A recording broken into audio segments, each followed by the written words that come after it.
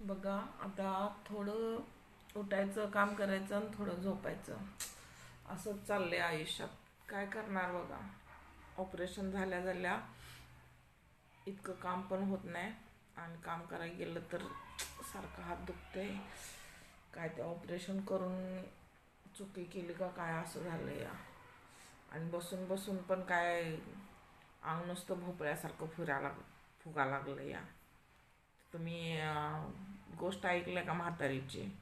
चल रे भोपळ्या टुनुक टुनुक. आता बाहेर चाललं तर त्या भोपळ्यात बसून जायला लागते का काय असं वाटायला लागले. कसलं अवघड झालंय आयुष्य. कसं सोपं करायचं तर तेच विचार करत बसले. काही तर सोपं करायचंच लागते.